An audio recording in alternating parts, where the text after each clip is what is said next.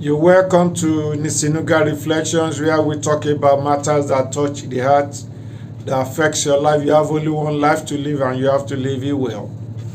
This channel is focused on relation and relationship matters. So today and this moment, we want to look at relationship between Nigeria and Nigerians, and between Nigerians and other nations of the world. Perspective matters in life. Perspective of yourself, how others perceive you, and what you present to outside about yourself. So I have a question which I would like you to help me to answer. So there are some guidelines I would also like to present for you to assist you and to assist me in the way forward. Why? Because if you meet someone within the country or outside the country, during the introduction, you like to know which place are you from. If it's within the country, which state are you from?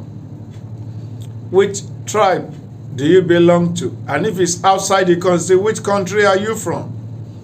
And if, like in the US, you say, which states are you from? Is it New York? Is it California? Is it? Then if it's in Canada, is you from Winnipeg, Manitoba, or whatever you like to know?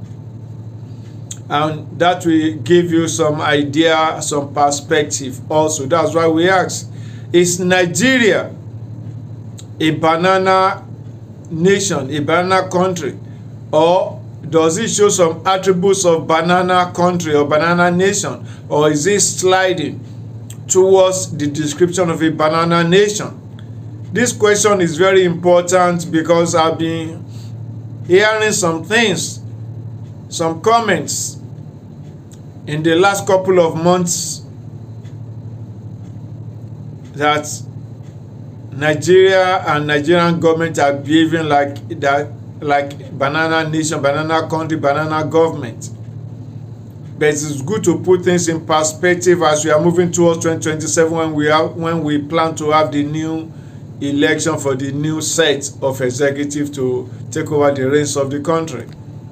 To me, the way the language has been used in the past, it sounds to some extent derogatory to me. It's not like a compliment, say banana nation, especially when you look at the character and the context in which the statements are made. So right now, we just bring out some things. I have to go and check it out. What are really the characteristics of a banana country? So I learned that the term is a political or economic term, economic phrase, which was first put forward, propounded by an American writer in the early 1900s. So let's start to look at the characteristics. I think I have about 7 characteristics listed out. This first one is that the nation is monocultured in the exports. They have only one product for the exports. Maybe like crude oil, maybe some particular set of minerals or some particular agricultural products. So in that case, if that nation has challenge with that particular product, that means the nation may go into bankruptcy because what they depend on for their export to earn foreign exchange is not being affected, or maybe the country of the world say they don't want it again. They look for somewhere else for their product.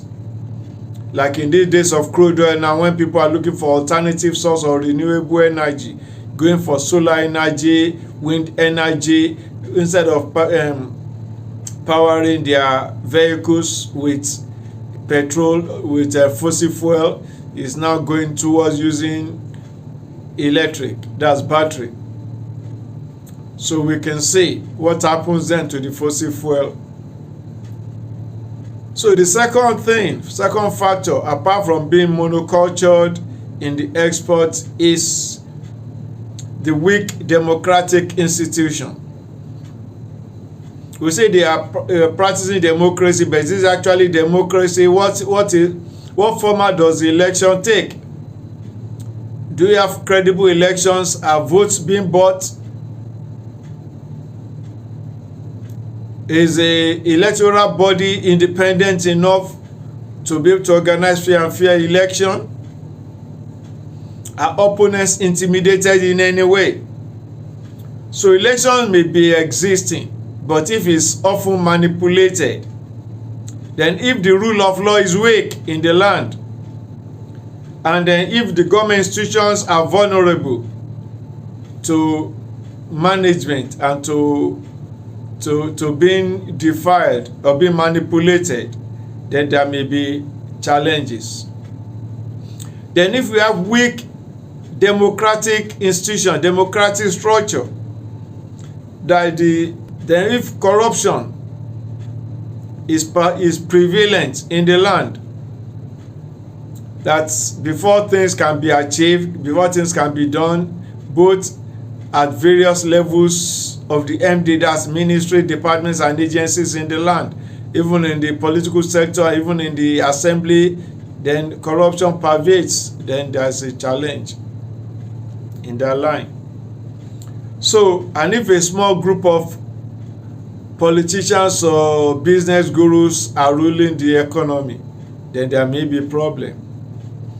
Then if you have foreign influence, that is because of the monoculture and some other things, most of the decisions are being manipulated by foreign individuals or foreign institutions, like maybe the IMF, World Bank, and some other bodies or some other countries that have stakes in the land, manipulating the authority, dictating to those in authority because they were placed there by these foreign institutions and foreign bodies. Then there may be problem.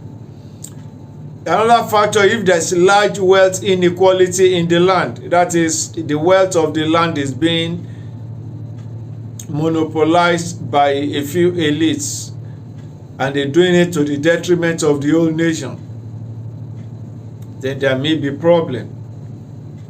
Then if there is political instability in the land,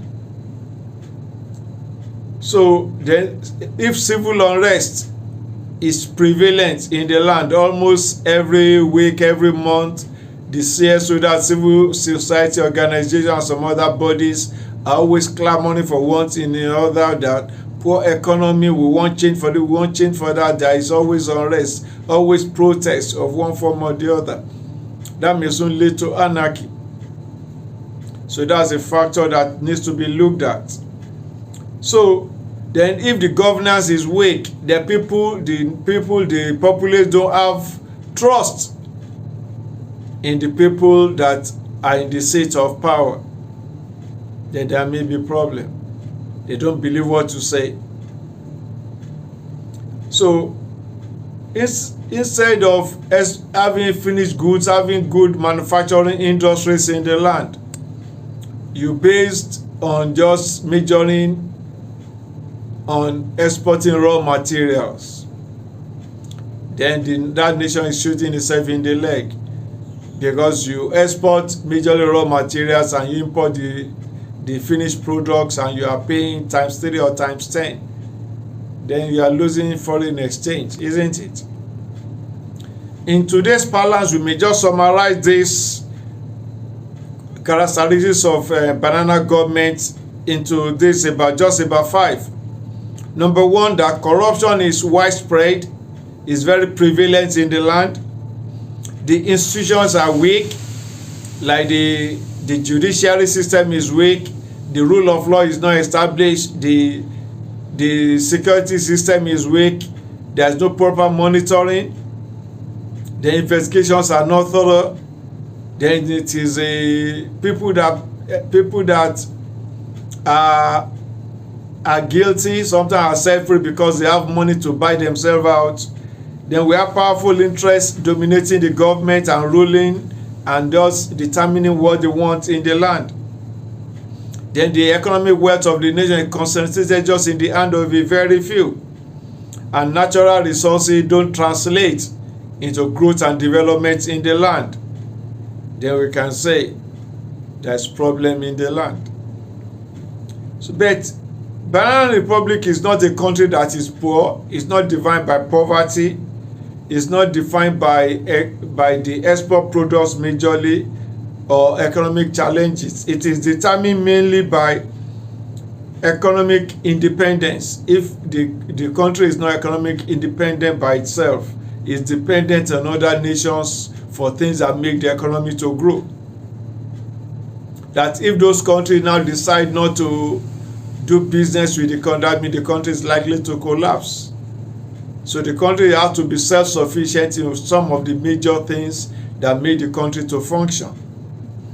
So weak governance is a very serious factor that may be looked at. Then corruption in the land, the dominance of corruption, the prevalence of corruption has to be noted. Then influence of other nations and other groups outside the country upon the decisions and policies of the nation, those are very important. So these are things to note. So something that bring these things to my purview, I will share the video of just two. Of recent, we had the election in Ekiti State in Nigeria, and two scenarios played out. One young lady, I think on TikTok, came out and started to show Naira notes and said, see, 15,000 Naira. I just got my own. I voted for APC. 15,000, I will vote for APC. That was one scenario.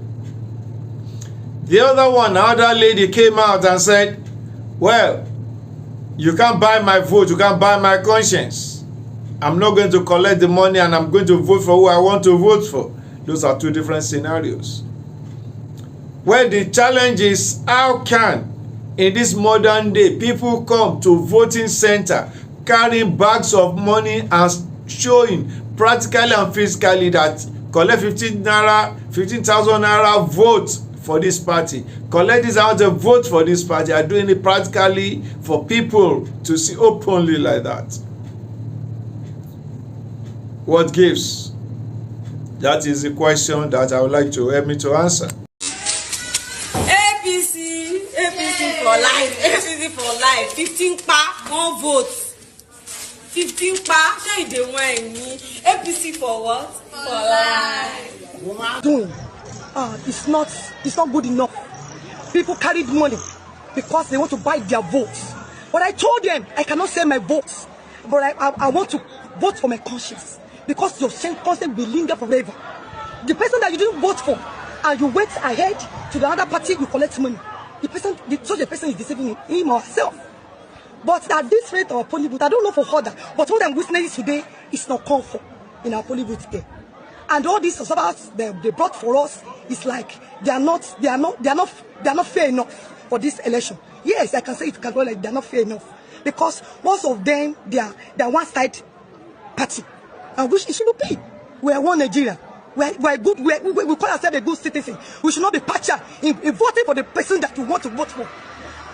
Showing ballot paper to the other people so that people will go there and collect money. Getting the 15,000 Naira. But can 50,000 feed a family for the whole 4 years? Which is not. It's uncalled for. But I'm calling on our government to look to it. It is not good. During the election, they should not bring money. They should not bring bags of money to the polling youths to buy the... So, with some of these criteria that I've shared and those that you know, is Nigeria playing out like a banana country? Or is it moving towards being characterized in this modern day as a banana country? Are the leaders behaving like banana people? With due respect to everyone, we're just trying to make sure we put ourselves in perspective, self-esteem and self-respect count a lot.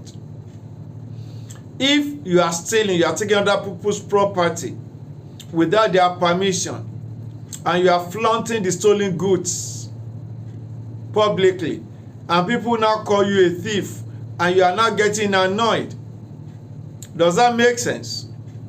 A thief is someone that takes something that doesn't belong to him or her without the owner's permission. The armed robber is someone that uses force and some weapons to take this thing away. They call armed robber and armed robbery as a process. So with this, is Nigeria trying to portray itself as a banana nation, or trying to bring upon herself that title, that accolade, that definition? So as we're working towards 2027, this is food for thought for you and I.